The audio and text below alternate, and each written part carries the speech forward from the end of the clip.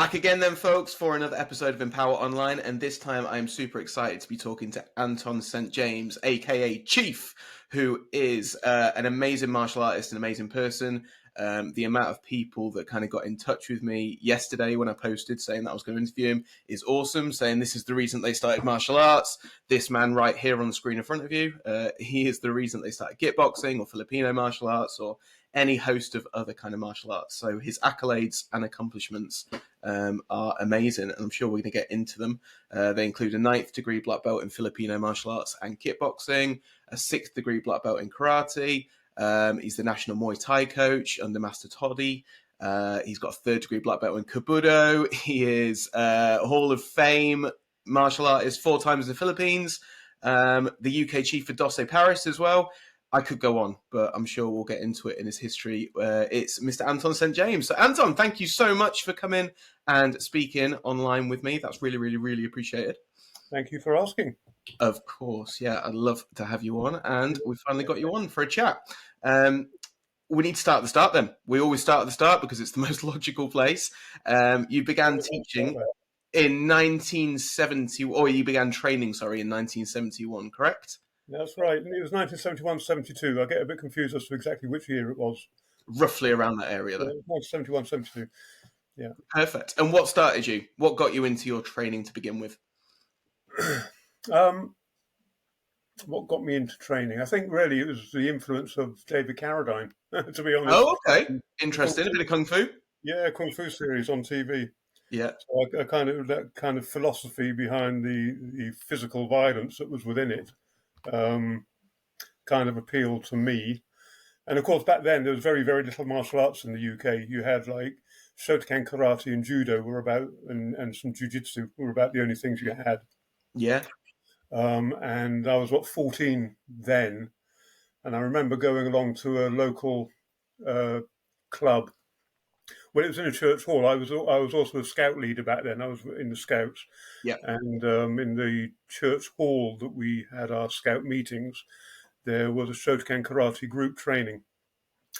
And I remember going along one evening, looking through the glass windows in the door and seeing all these people marching up and down, Sure. sweating with the instructor shouting out all these Japanese words. And that really kind of appealed to me. And the instructor saw me at the window and came out and said, "Can I help you?" And I said, "I want to do that." And he said, "How old are you?" And I said, 14. He said, "We don't take you until you're 18. Oh, no. So that was very frustrating and annoying. So my only opportunity then was really I used to go to the library and see if I could find any books on martial arts. And I remember finding this little book on starting karate. Okay. And I kind of followed along through the book. There were no videos back then or anything. It was No. You had to work for anything you wanted. You had to really work for. Yeah, definitely. And I remember going to the school library, and there was nothing in the school library to do with martial arts. And then the Kung Fu series came on the TV, and then also around that same time, Bruce Lee hit the screens, the big screens throughout the UK, and that went ballistic. Praise. Yeah. And really, at the school I was at, we used to have a double session of PE on a Friday afternoon. I was rubbish at all sports. I hated anything to do with sport. I really hated, which is quite strange because my grandfather was headmaster of a school and he was also the sports teacher. Oh, okay.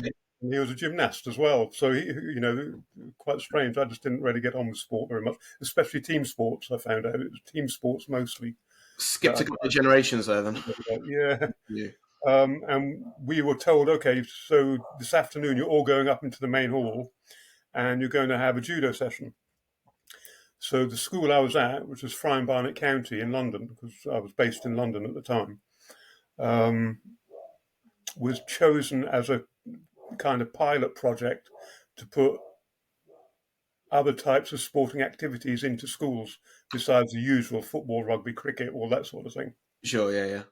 So we all had to go up into the main hall and sit down, and there were these mats laid out, and 2 guys in pajamas, one wearing a brown belt, one wearing a black belt, and he gave us a little talk about judo and what it was all about. And then we all had to go on the mat and we started to practice break falls. We started to teach how to do break falls, Yeah. which is, as you know, is the kind of foundation for all of that sort of thing. Yeah, yeah. And I really quite liked it. I enjoyed that. And he actually pulled me out to demonstrate a break fall Oh, because he cool. said I was the only one doing it right. Yeah. Fantastic. That was good also because up until that point, because I really didn't involve myself in sport very much, I used to be the kid who, when we played football, they'd always put me in goal. Right. And all I would do is stand in the goal and let the balls go past. Yeah. Don't care. Yeah. Let me get off. I'm like, okay, fine, that's cool with me.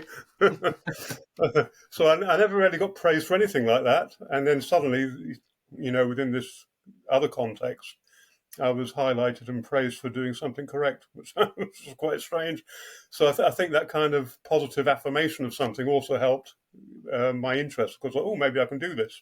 Yeah, definitely. It seemed like the stars aligned a little bit there. Yeah. And then we used to have judo every Friday afternoon at school. And obviously, with the kung fu stuff that was on the TV and what have you, that was all kind of all part of the whole thing. And some months later, I got called into the headmaster's office on the Friday afternoon before the judo session.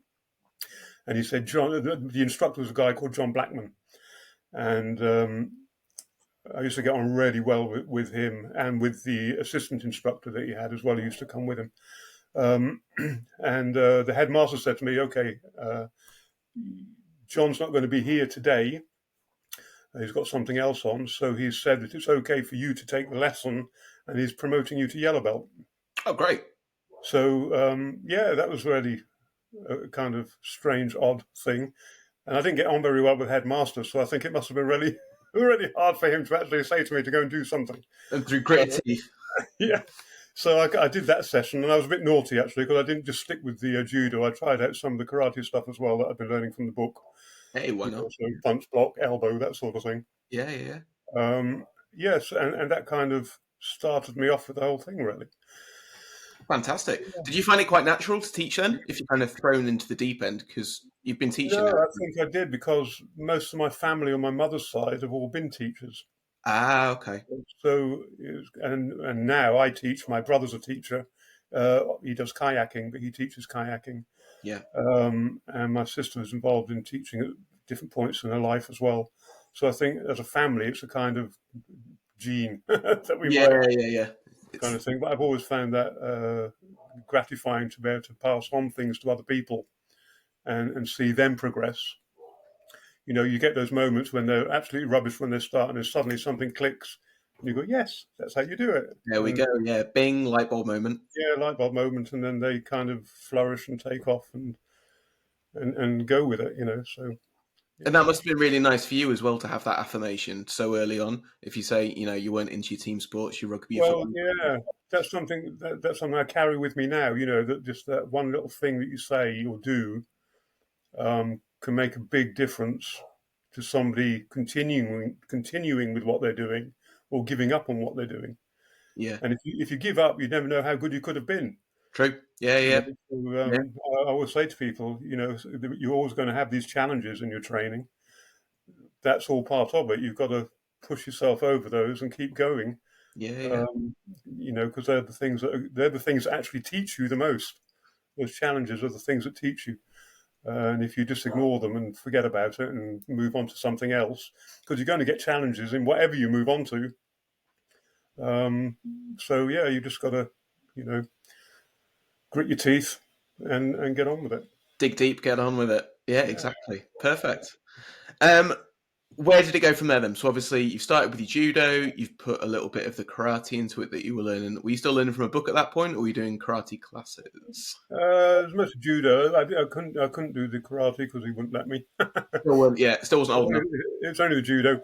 And then John also had a judo club in where was it? Hendon. I think it was Hendon. Okay. So where we were, I was based in Mill Hill. Yeah. Because my father was in the army, and we were based in the army barracks in Mill Hill. and John had on a Friday evening. So I had a judo session in the afternoon, and then on the Friday evening he ran his judo club Okay. in Hendon. So I used to finish the judo because it was the last two sessions of the week. I used to get on the bus and go home, pick up my kit from the judo there, and then get the bus. Well, two buses I had to get, and go all the way in to do the sessions that were in John's kind of club. And did that for quite a long while. We went to a couple of competitions in the early days. John used to drive me and my friend, a guy called Peter, who also trained with me, Peter Potter. Nice. Okay. Good British name, that. Like it. Yeah, Peter Potter. Yeah, I continued that for quite a while. And then John, I can't remember the reason why, but John ended up leaving the judo club for some reason, which I honestly can't remember. But the guy who kind of took over, no, he didn't. He didn't leave the judo club. He stopped teaching the kids classes, Okay. but continued to teach the adult classes. And the guy who took over the kids classes, I didn't really click with very well. Right. So I kind of petered out a little bit for me. I really couldn't be bothered. But I used to go to the side and train with the guy who used to come with John to the school to help out. He also trained a little bit of karate. Ah, So okay. he would take me to the side and show me some karate moves while the Ah, judo session was going on. yeah, yeah, yeah. So that was quite good fun. And then I had a Chinese friend at school who was always being bullied, and I kind of would stick up for him. Hmm. And he knew that I did judo and stuff, and he said you should come and see my uncle in Chinatown. He teaches kung fu, Ah, and he took me to see his uncle. It was a classic kind of kung fu movie stuff. It was in a basement in a Chinese restaurant in nice. Soho. Yeah, yeah. So he took me down there, and I trained. His uncle kind of welcomed me. I was only kind of Westerner there. They were all Chinese, and it was all spoken in Chinese. So I didn't really understand the word of what they were saying. Then maybe. Yeah. Yeah, but I just kind of followed on with the moves, Yeah. and I enjoyed that. And then at the end of the sessions, we would do this really slow stuff, and I was like, "What's this all about?" All the slow moving things. And later on, obviously, I realised that that's Tai Chi that we were Ah, doing. okay. What So was the style of kung fu? Was it like a family system or a it's White Tiger Kung Fu. white tiger kung fu? Yeah, Okay. so loads of claws and stuff, uh, Yeah, yeah, and a little bit like Hungar yeah. kind of thing. Um, and he would finish all the sessions. He would finish with Tai Chi, which being I was probably about 15, 16 by then. Um, I didn't really get it, Yeah. because at that age you want to be doing all the funky stuff. Yeah, exactly. Or the flash. Yeah. Yeah, but later on in life, I did get into Tai Chi and I appreciate its value a lot more. So yeah, that was kind of, and then his uncle actually moved back to Hong Kong, so that kind of closed down. And at the same time, my father had just retired from the army, and they moved. The whole family moved to Milton Keynes. I didn't because I was working in London. I worked at the National Institute for Medical Research. This Oh, is okay. just as I finished school Yeah. at 16. What was your role Uh, there? I worked in, it was quite funny. I worked in the animal, I forget the name of it now, it was like animal husbandry unit, Okay.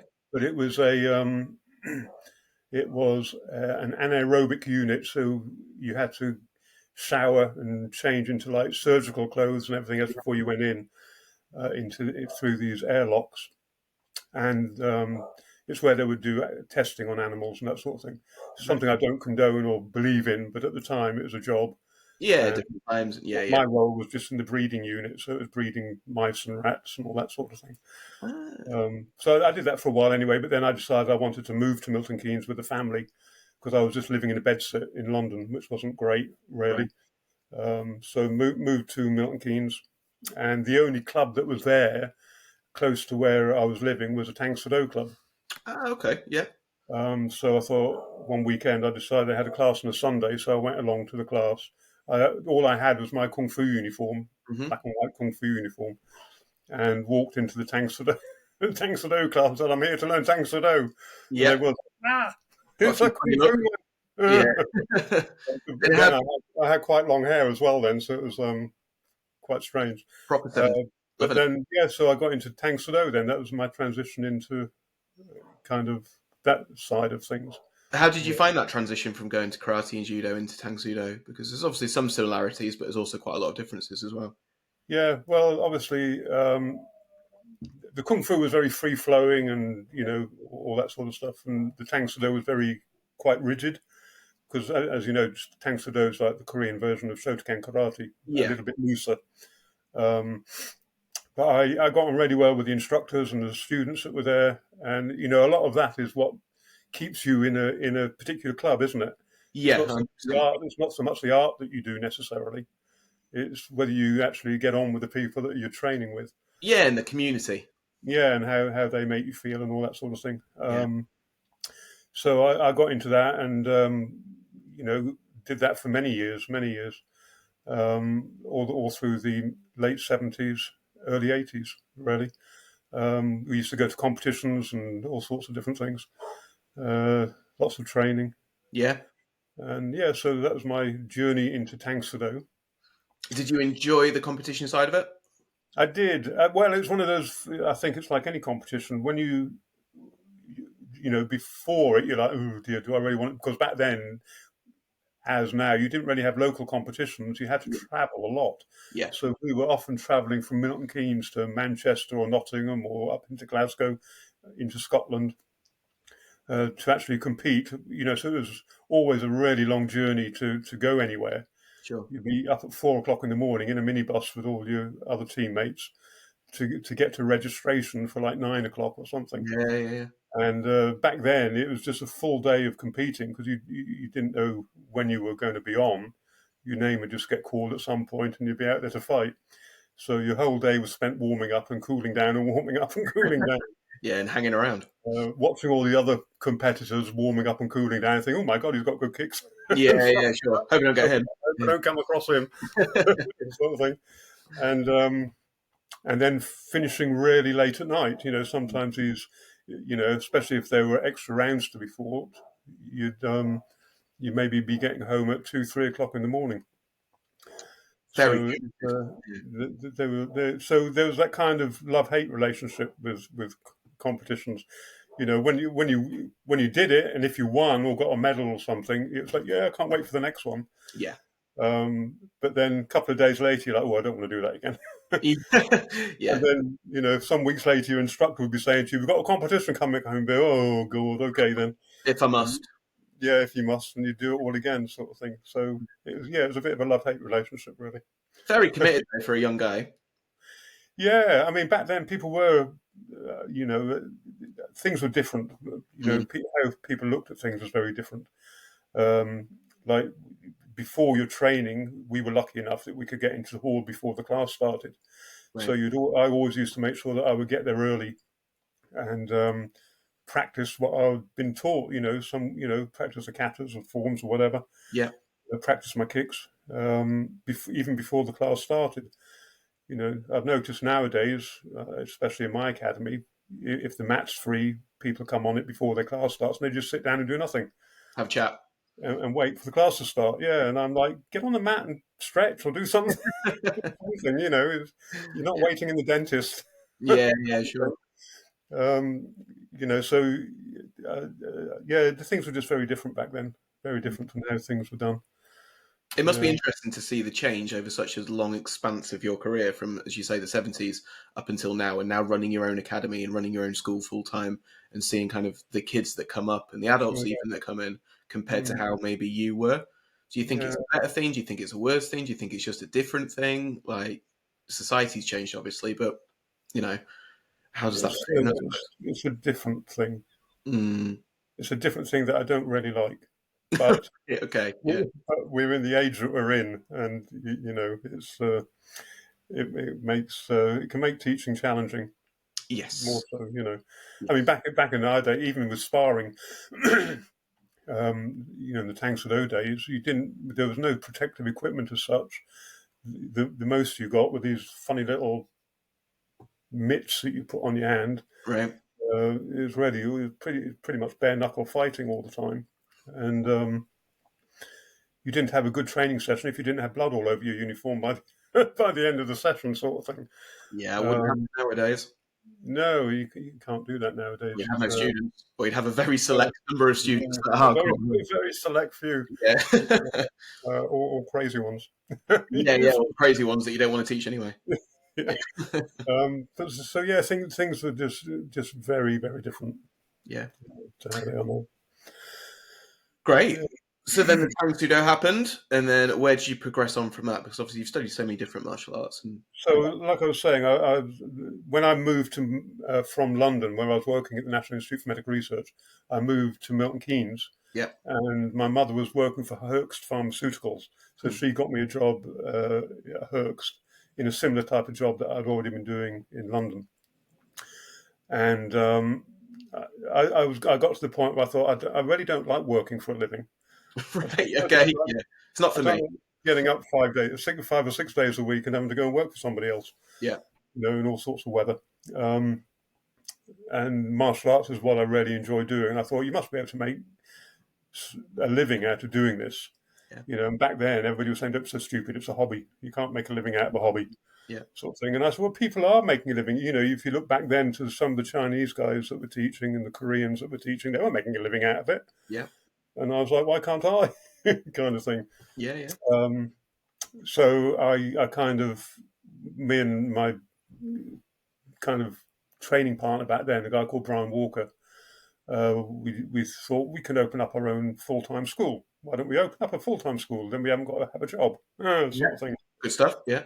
And there weren't any full-time models in the UK to follow. So the only kind of model I could see was what was coming out of America. Okay. Yeah. I used to get Black Belt magazine and Karate Illustrated and all that sort of thing. Yeah. And you'd read through those magazines and you'd see professional martial arts schools in America. And it's like, well, why can't we do that? And back in those days, Milton Keynes was early in its development. So it was really just growing. There was no city centre there when I was there. You had Bletchley and Wolverton. Yeah. And then a mass of fields all around, Right. which later, as time's gone on, have now become the centre of Milton Keynes. Sure. Yeah. Yeah.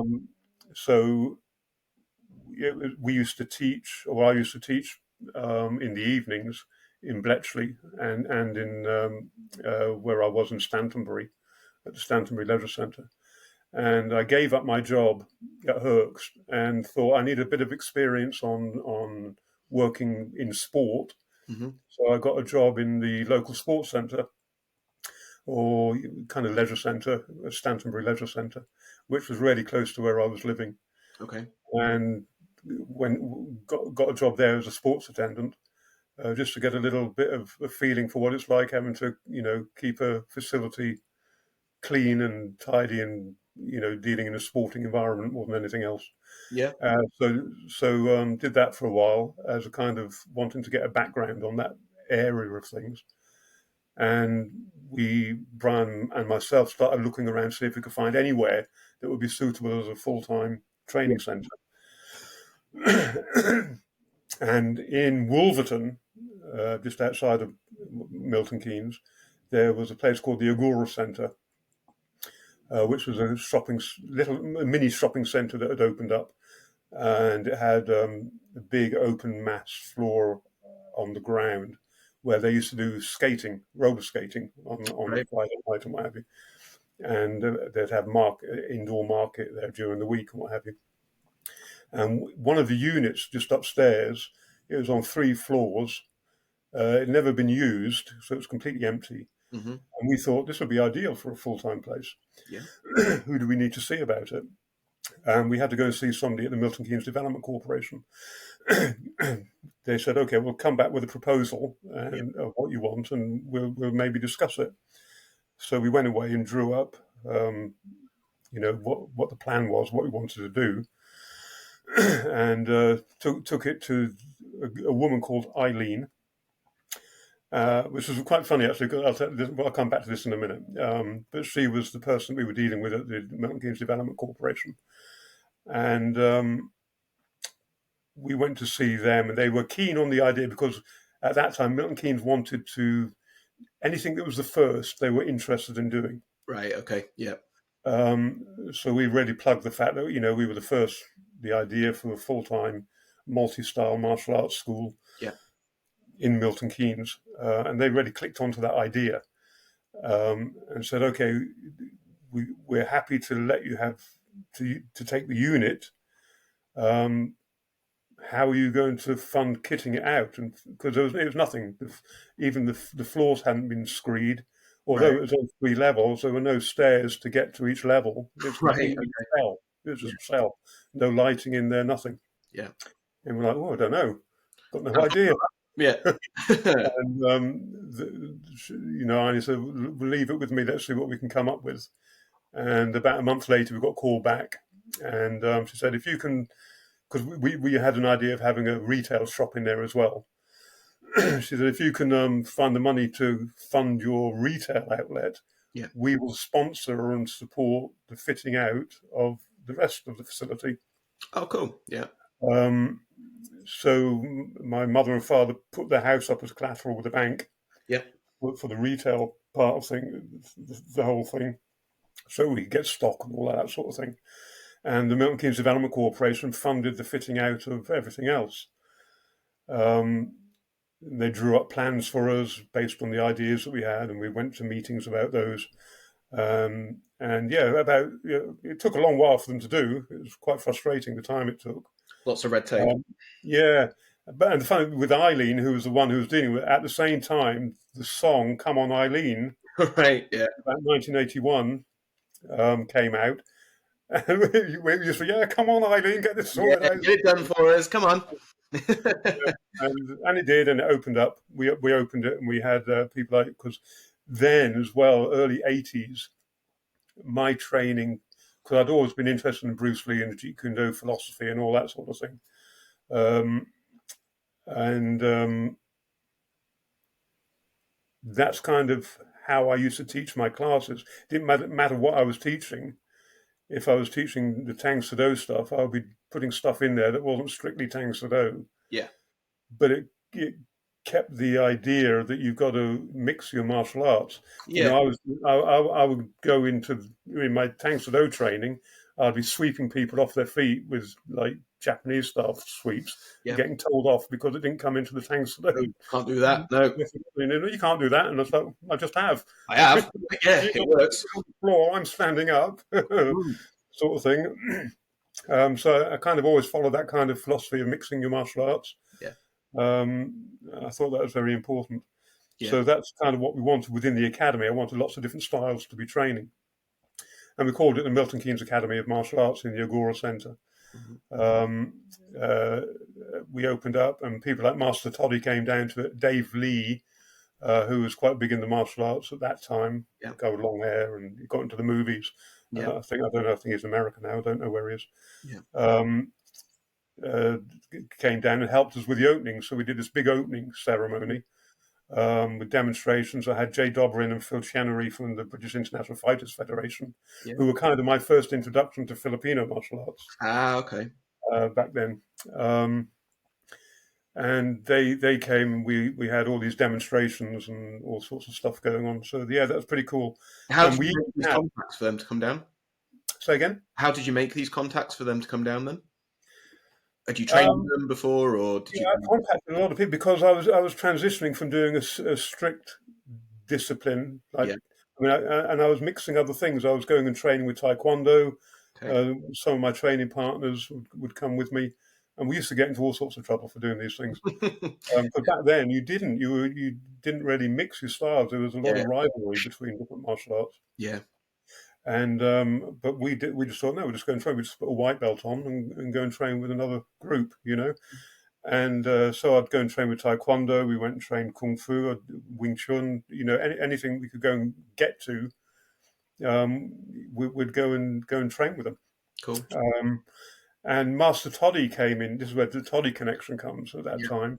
Master Toddy had just come into the UK, and he held his first kind of weekend seminar in Blackpool in November. It was in November. It was cold and freezing and horrible. Nice. Yeah. But anyway, we went up to Blackpool, did this weekend with Master Toddy, which was just a crazy weekend. Hmm. Absolutely loved it, and got on really well with Master Toddy. So that's how our connection with Toddy came. He actually became patron of the academy in Milton Keynes Fantastic. for us. So we had his name as backing. Back then, also there was what was called the Martial Arts Commission, Yeah. which was a government quango set up there wasn't really, well, there was a sports council of sorts, but this was meant to specifically deal with martial arts and unify martial arts in the UK. Okay. Um, highly political, though, as everything is. Where there's people, there's politics. Yeah. Yeah, and when we had this idea to open up this full-time academy, we thought, well, if we can get the backing of the Martial Arts Commission, Yeah. that would be great, So I phoned the guy who was running it then was a guy called Dave Mitchell, and we called him up, and he said, "Yeah, come on down, we'll have a meeting." Mhm. And their offices were located next to the Pineapple Studios in London, Okay. Yeah. the dance studios. Yeah. So we went there, had a meeting with them, and told them what the idea was, and they said, "Well, no one's doing that in the UK. Why do you think you can do it?" Hmm. Then I was only like black belt in Tang Soo Do, Yeah. as a kind of official grade. Um, and I said, "Well, this is what I do. This is what I love doing. I'm not doing this for one martial art in particular. I want all martial arts to benefit from this." Yeah. And they said, "Okay, we'll give you our backing on it if you can get 15 groups interested." Okay. So that's really why I had to contact lots of different people and say, "Look, this is Yeah. our idea. Is it something you would be interested in backing?" Challenge on. Yeah. Yeah, and most did. Some didn't. I'm not Yeah. going to go into the ones that didn't. No. Cool. Yeah. But the ones that did were on board with the idea. Sent the confirmation letters all into the Martial Arts Commission. They said, "Okay, we'll back it." That helped also with the Milton Keynes Development Corporation. Once they could see that we kind of had a government body that were kind of supporting it. And so that's kind of how the whole thing set up. But as I say, I was transitioning. I was training with anybody and everybody that I could at the time. Yeah. And having trained, I was also transitioning from Tang Soo Do to Sankukai Karate. Okay. Because I had a good friend in Milton Keynes who trained Sankukai under a guy called Alan White, who was the head of Sankukai Karate back then. And I used to go and train with them and train in Tang Soo Do, and they didn't like that very much. Right. Okay. Two different arts altogether. Yeah. Yeah. But they tolerated me doing it. My instructors and what have you. Yeah. And I'd go into London. I was training Kabudo in London because I love weaponry. Anything to do with weapons really appealed to me, and used to do that. And trained with Alan White, and then Alan introduced me to Butch White, who was based in Kidderminster, Right. who is also Sankukai Karate. And Yoshino Nambu was coming over to the UK and said, "Come and train with Yoshino when he's here." So I did that weekend seminar out in a car park, doing breakfalls in a car park. Nice. It was fun, no mats. You couldn't do that anymore either. The proper way of doing it. The proper way of learning. The proper way of learning, yeah. So I transitioned to Sankukai Karate from Tang Soo Do. Yeah. And then Yoshino Nambu changed Sankukai Karate. He developed it into his own system called Nambudo. Right. And I was involved in the early days of Nambudo. In fact, I became the assistant chief instructor for England for Nambudo at that time. Yeah. We were just opening up the academy in Milton Keynes. I'd seen an article on stick fighting in Karate and Oriental Arts, the UK-based martial art magazine. Yeah. That I used to get. And this was two guys, and they were with sticks and what have you. And I thought, there's weapons. I like weapons, and I'm interested in that. Gave Jay Dobrin was the contact number. Yeah. Gave him a ring and said, I'm opening up an academy in Milton Keynes. I'm really interested in learning Eskrima. And he said, funnily enough, I've got family that live just up the road from where the academy is. So if you're free, I'm often down there at weekends. If you're free at weekends, we can do some training. Perfect. So I was like, yeah, perfect. So he came down with his business partner, Phil Chenery. So it was J. Job and Phil Chenery. They had the organisation called BIFA, which was the British International Fighters Federation. BIF, it was BIF, Yep. British International Fighters Federation. And they came down and did a day's private training with me, with the idea that I would then be able to introduce it to the academy, Sure. and we would have the eskrima section. And that was really interesting because I hadn't done any of, well, I'd done a little bit because I'd been to, Bob Breen got, as you know, back then he used to get Danny Santa over, uh, Larry Hartzell. I did a Yeah. seminar with Larry Hartzell when Larry Hartzell came over. So I'd done a little bit of a screamer and I really enjoyed it. Yeah. Because of the variety that it offered. You know, like if you did Kabuto, it was taught in a very Japanese Okinawan way. Yeah. So you learn one weapon completely before you went on to another And weapon, move on, then move on. Yeah. and move on and move on. Whereas with a screamer, you were doing all sorts of damn things all the time. You know, it's amazing. Stick, knife. Yeah. Yeah, and of course, because of it was the JKD Kali type approach, Yeah. you were also getting all that JKD influence as well, which really appealed to me. Yeah. So you weren't just using weapons; you were kicking, you were punching, you were doing takedowns, and all of that sort of thing. The whole thing. And so yeah, Phil and Jay came down, did this day's training with me, and they kind of supercharged my training because they just stuck me against the wall and just came at me with a stick, say block this, block this, block this, block this, block this, and I'm all over the place. I couldn't go backwards because the wall was behind me. Yeah. You know, and they just kind of hammered me for a full day, getting their stuff down. And yeah, and so I got into the Filipino martial arts then. Way of the Warrior series had been on the TV some years before that. Yeah. I think that came out, well, no, it was about the same time actually. It was about 1982, 81, 82 that came out. Yeah. And I watched all the 6 episodes, and the one that appealed to me the most was the one with Dusty Paris. Yeah. And I thought one day I'm going to train with him. And that was Cacoy. That was on the video. Yeah. I didn't know when or how I was going to do it, but I'm going to do that. I'm going to train with him. So you know that kind of stuff. We opened up the academy. We had classes in Tang Soo Do. One of my friends came in and taught the Tang Soo Do. We had my Sankukai classes I was teaching back then, which was crossing over to Nambudo. We did an Eskrima class. We had a couple of other groups come in and use the facility. Now, back then, remember, there was no model for this type of thing. So it was all, maybe this will work, maybe that'll work. Try it out and see what happens. Try it out, see what happens. Yeah. Back then, because of the price that we had to charge, we were when you could go and get a martial art lesson for like £1.50 back then, at school, we were having to charge £5 a lesson. Yep. So it was a huge amount of money, really, and a huge difference.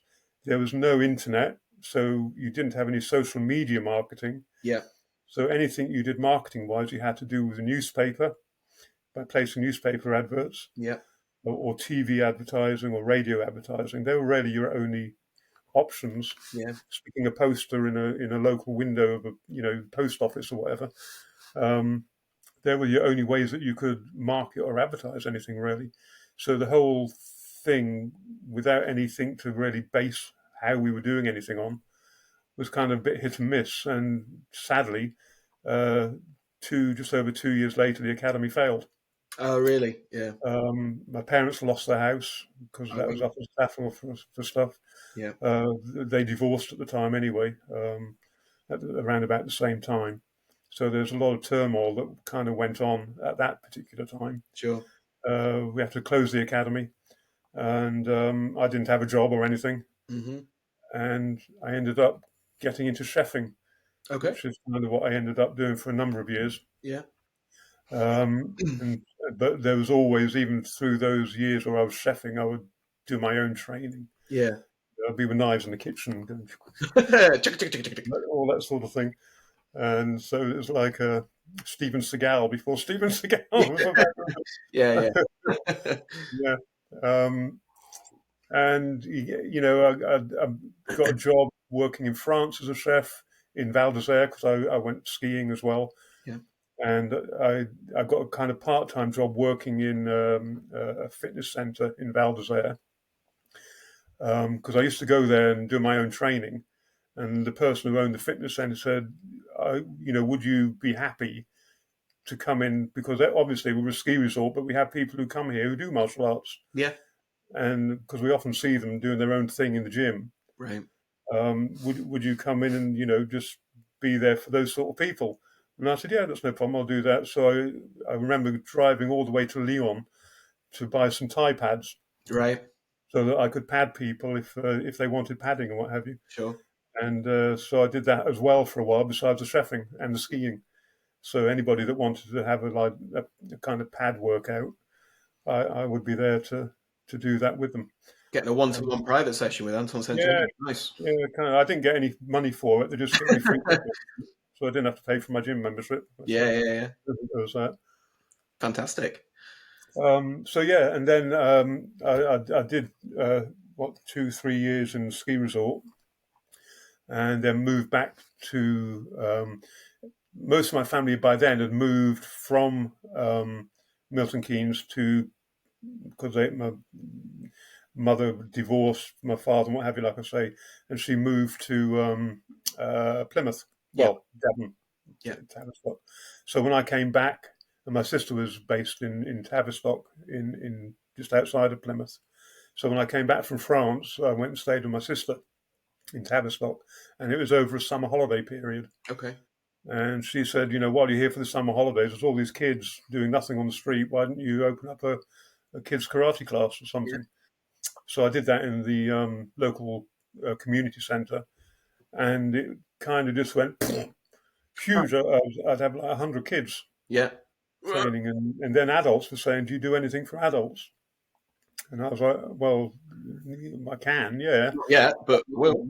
But I was due to go back to France at the end of the summer Right. to Okay. do another ski season. Yeah. And as the summer progressed on, I thought I can't just leave all these people that are training, and so I kind of opened the school up a little bit more, did some adult classes, and didn't go back to France. Basically, stayed in Tavistock teaching Were these classes there. classes just in like a village hall or a community centre? Yeah, Yeah. community centre. There's a school hall in Tavistock, the local school. There was a scout hall that I used to teach at. Yeah. Teaching there, I'd all be carrying around big bags of equipment and what have you. Oh yeah, yeah. And yeah, that's how it ended up with me being back in the UK teaching martial arts again. Were you teaching a mixture again then? Yeah, it's something a mixture. I didn't really teach classes as a mixture. The classes back then were broken up, so I had Right. like a karate class, a Thai boxing class, a Filipino eskrima class, Yeah. a Tai Chi group that I taught as well. So we had different groups on different days and what have you. Were there some that were more popular than others, even at that time? So was the Filipino martial arts more popular than, say, No, the Thai boxing. the Thai boxing one? Just hit that. Yeah, Just smash yeah, that. hit pads, smash pads. Yeah. Had some crazy people come and train with me back then. Um, but again, there was nothing happening like that in Plymouth or in that area. Everything was karate really. Yeah. There was Laogar Kung Fu, Yeah. Bujinkan karate, and they were the two dominant martial arts really in the Plymouth area. Taekwondo was there, but there wasn't anything like kickboxing or Thai boxing as such. So I just kind of took that market really, and it just exploded. And I was then teaching in Plymouth as well, and that's kind of really where Matt Chapman and James Evans Nicole came into the game. Mm-hmm. I was living in Tavistock, as I say, and they were both living in Plymouth. They were, I don't know what, 17 years old, I think they were back then. And one day I got a knock on my flat door, opened it, and Matt Chapman's there when he had all his hair. I was going to big afro, yeah. Yeah. My instructor sent me to you to train, Okay. kind of thing like that. Huh? And their kickboxing instructor, they'd been talking to him about JKD and all that sort of thing, that they like that kind of approach. And he said, well, the only person I know who does anything like that is Anton. This is his address. Why don't you go and see him? So yeah, Matt turned up at my door and said this, and I said, yeah. He said, well, I've got a friend as well called James. Yeah. Can I bring him along? And I said, okay, well, if you want to both come along tomorrow, we'll go into the park and I'll see what you do.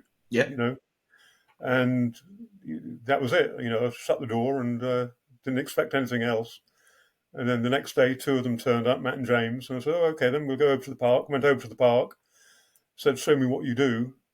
And I have to say, at this time, I was a little bit disillusioned with martial arts because that was a kind of time when a lot of how people trained was changing. Mm. So you didn't really get that level. That I don't mean this in a bad way, but you didn't see many people who had a high level of understanding. Yeah. Of what was going on with stuff, or a high level of technical ability. Okay. And they showed me what they were doing, and I thought, oh, heck, these guys are good. Got some skill. They've got some skill. Mm. And I said, yeah, I'm happy to teach you. And we arranged for them to come in and train whenever they could, kind of thing. Like I say, they were both 17 years old. Neither of them had a job or anything at that time. And so they had lots of free time to come in. I was just teaching martial arts. And really, they used to come to every class I taught. Yeah. And as time went on, they kind of became like assistant instructors. They're the ones that I would always have demonstrate stuff. I'd always work with them when I was demonstrating stuff. Yeah. And did that. And I used to go in. I also got a job as a chef again, working in a kind of restaurant pub. And I had Mondays off, were my main day off. And I used to go into Plymouth, meet up with them both, and we'd spend the whole day training. Yeah. In a garage somewhere or whatever. Yeah. In a park or anything we could. We just train and experiment with all sorts of stuff and what have you. And I used to say to them, you guys are talented. You should be teaching as well. And they were like, no, I don't want to teach. I'm not interested in teaching. I just enjoy training. Yeah. And I was like, how the heck am I going to get these guys to teach? So one day I just phoned up and said, look, guys, I can't teach. I won't be able to get in today. You're going to have to take the class. Force their hand. And they didn't have an option. They had to take a class, And I don't know if they liked it, but I think they discovered that they could do it, and it didn't necessarily interfere too much with their own training. Yeah. And so they kind of became a help for me in my teaching as well back then. So yeah, they were good days. And then now you think and look back, 30 years later or whatever, you've got James that's, a champion in MMA and is teaching his own place. And then you've got Matt, who's obviously Mr. Matt Chapman, who's awesome and things like that. Yeah. So, yeah. And they all credit him. Yeah, well, before the university, Matt opened up the University Kung Fu Club in Plymouth University. And I used to go along every now and again and help teach classes and what have you. And that's kind of where I met Tony Davis. Tony was a student at the university, and he joined their club, and then he got involved as well. So, I took them all away from their degrees, and they all ended up teaching. Come on, yeah. Come on, guys. Yeah, better way. But, yeah, that was a good thing. It's kind of, I think I was talking because I saw Tony on the other day. Yeah, he was down in Exeter, and they came down to see me in Plymouth, and I was kind of saying, that it's quite strange. And for me, quite gratifying because of all those people I taught back then, they now all own their own schools. Yeah. And they're all teaching what they love to teach. Yeah, well, you're a coach of coaches now, aren't you, really? You think you're already at that level, and you're the one that's starting them off. So, yeah, it's really nice to see how they've progressed in their own ways, which is exactly what it should be. I hate this idea where, your martial arts instructor thinks that you should only ever do that one thing and just be loyal to that. I believe in loyalty is very important. Yeah. But you've got to be loyal to your own needs first and your own desires. Yeah. So to see them all progress in their own ways is really nice. Yeah, it's pretty cool. Yeah, it must be very gratifying. Yeah, absolutely. Yeah. Where did it go from there then? So you're teaching, you're doing it kind of part-time. When was the jump to full-time for you again? Because that must have been a bit of a a scary jump again, having had one academy that you'd gone in Milton Keynes, and then to go, look, I'm going to do this Yeah. again. Yeah. Yeah, must have been quite a leap of faith. Yeah, well, basically, I got fed up of dragging all the equipment around with me. Which is often the way, isn't it? Yeah, putting the mats down, putting them up again. Yeah, well, I don't drive, so wherever I went, it was bags on my shoulder and stuff, you know, and on buses and stuff. And I was just like, I can't keep doing this. Yeah, yeah. Crazy. I need to look and see if I can find somewhere to start teaching out of again.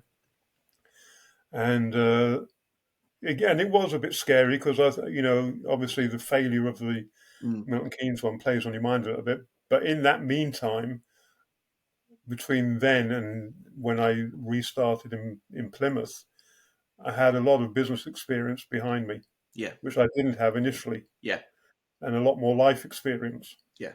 You know, when you think when I opened up the Academy of Martial Arts in Milton Keynes, I was, 21, 22 years old.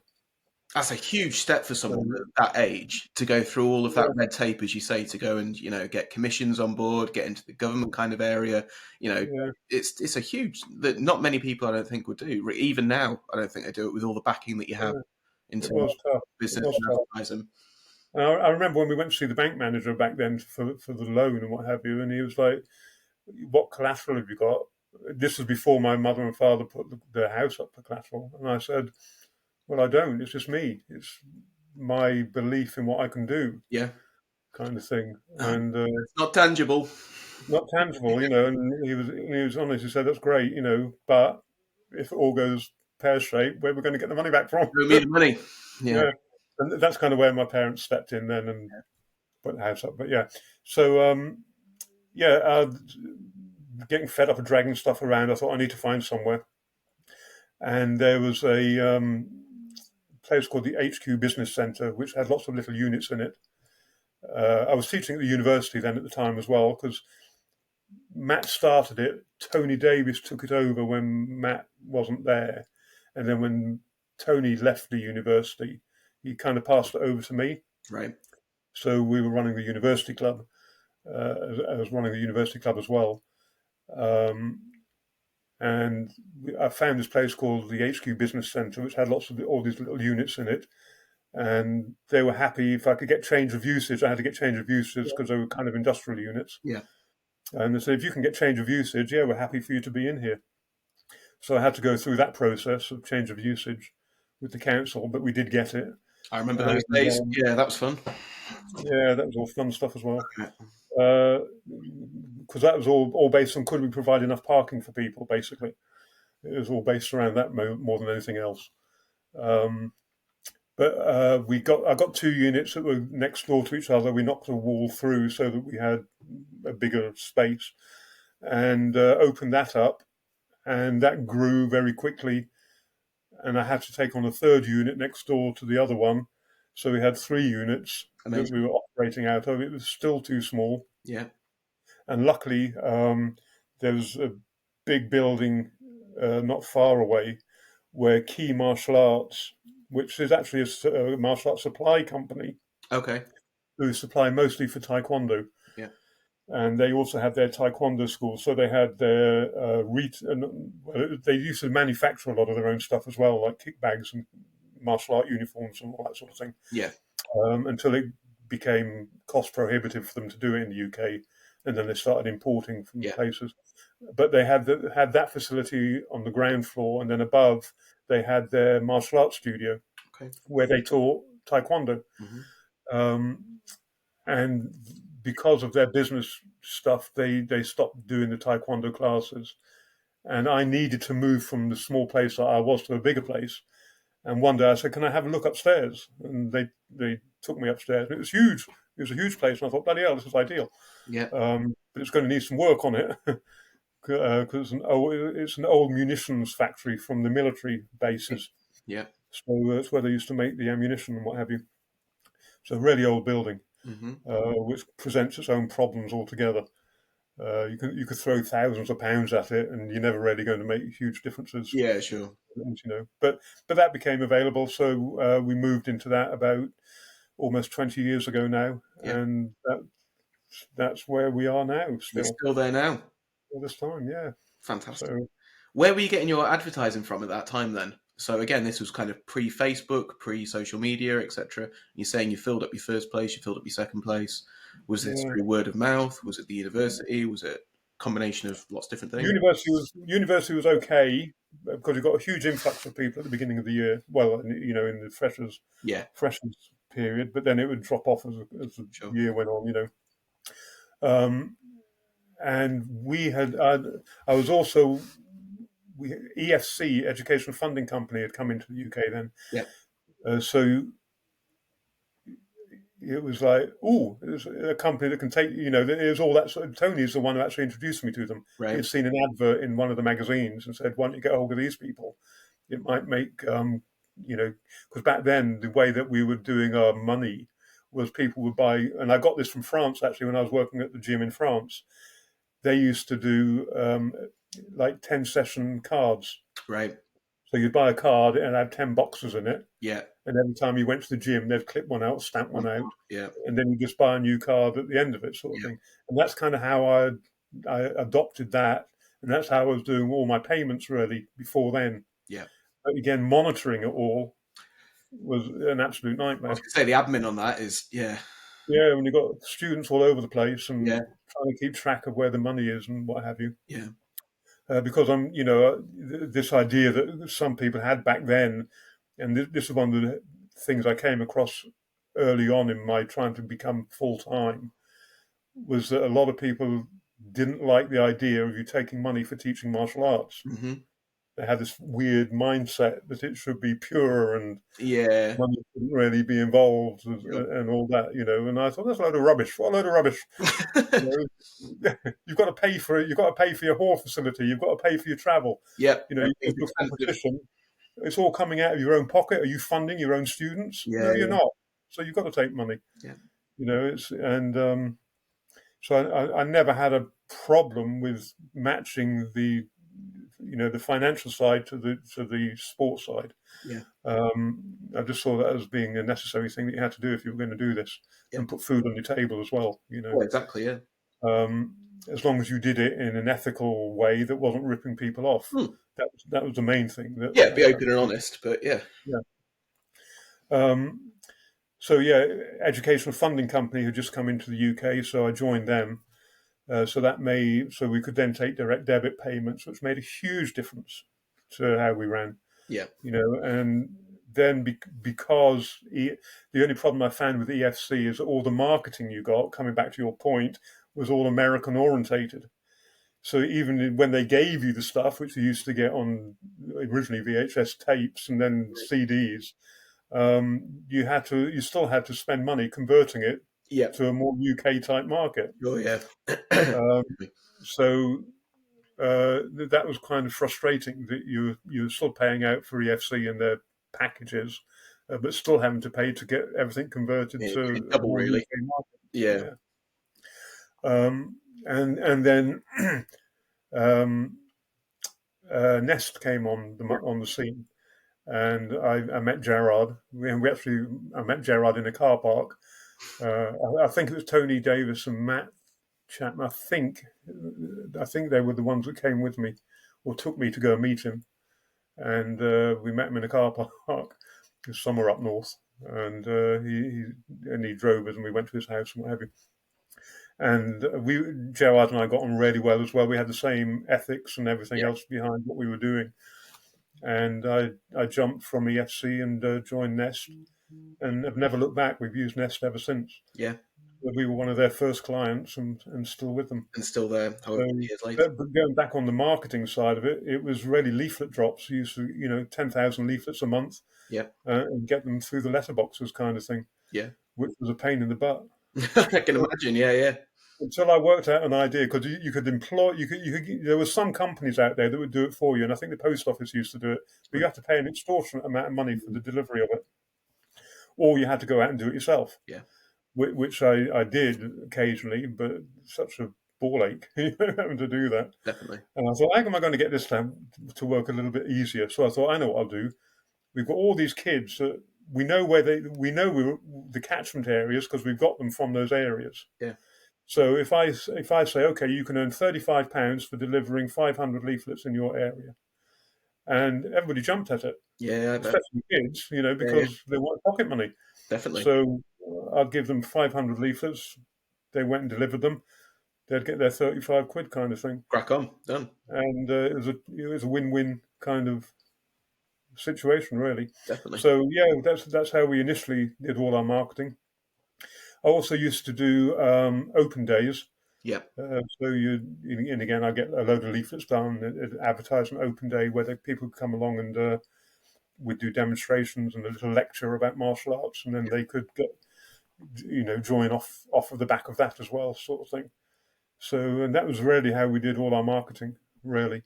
Training out in the park was reasonably good as well. We used to train out in the park and people would see it and come up and say, "Oh, what are you doing?" get interested. Yeah, You get people. You do that now, you get arrested by the police, though. yeah, Even especially if you're doing Filipino martial arts. yeah, exactly. Yeah. Get your 6 9. So all of that's changed. They're not too keen on us training outside anymore. No, not so much.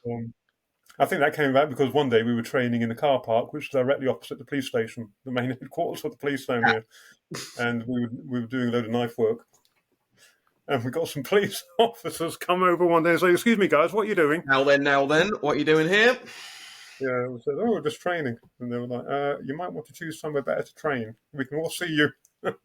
Yeah, maybe. Luckily, I used to teach quite a few of the police back then as well, so a lot of them knew me anyway. So it wasn't a major issue. It was quite funny, really. Yeah, definitely. Yeah, definitely. Yeah, so that was our marketing then, and then obviously social media kind of took its shaky start, and and from now on, I don't really do any marketing anymore as such.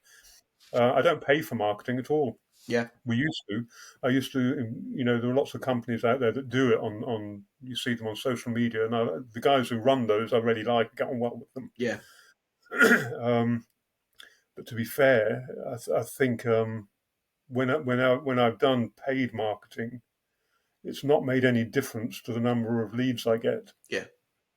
Or the number of conversions I get. So I thought, why am I paying for it? Same. So I just every now and again I post up some adverts. Yeah. I don't even boost them. I just put them up there. Just stick them up and and we still get the same number of people inquiring. And we still get the same number of people signing up. Yeah. So I'm kind of like, but a lot of that, I've spoken to Matt about this a few times, saying, why do you think that is? And it's really just, we've been here so bloody long. Yeah. You're an institution. People know us. Our website address is martialartsplymouth.co.uk. Yeah. So, people, which is a great name to have, because people Google all the right areas SEO wise. Yeah. Well, you're going to Google if you want martial. I'm going to go martial arts in Plymouth. Yeah. Done. Oh, and then we come up top of the list because we've had that domain name since day one. Yeah. So we're always top of the Google listing. Yeah. So it's kind of for 6 years, I haven't spent a penny on marketing, really. Yeah, well, you say don't believe it anymore. Yeah. If it's not broken, don't fix it. If it's working for you. Exactly. Yeah. Good for you. Yeah. Let's talk about your weaponry then, and obviously the Filipino martial arts. You said you always had an interest in weaponry. Where do you think that came from?